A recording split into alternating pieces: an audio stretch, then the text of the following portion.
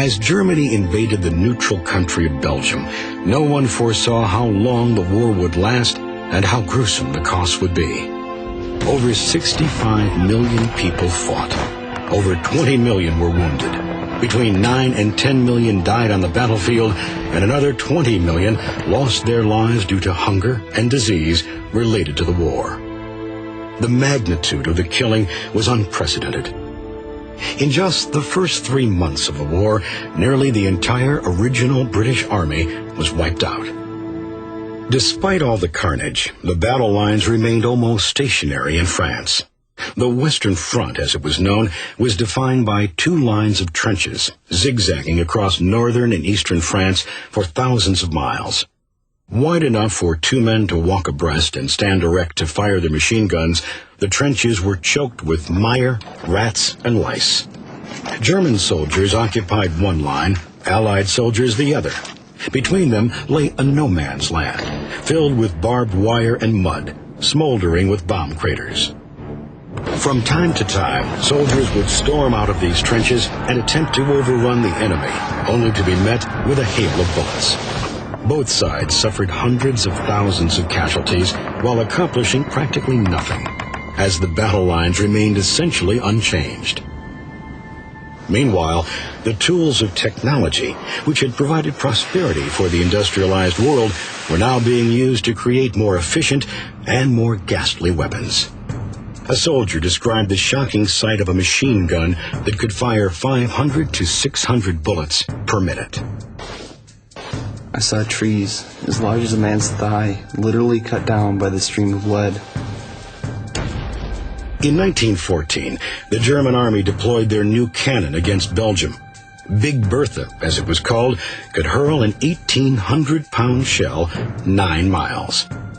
A year later, at the Second Battle of Ypres, the Germans introduced poison gas to warfare. Soon, both sides used chemical weapons like chlorine, which suffocated its victims, or mustard gas that burned the skin and blinded its casualties. By 1916, the British Army began using tanks in battle with great success.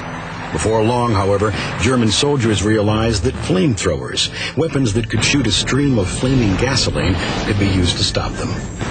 Balloons and then airplanes were converted into weapons of war. When Germany attacked the Belgian city of Liège in 1914, it was the first time civilians were killed by a warplane.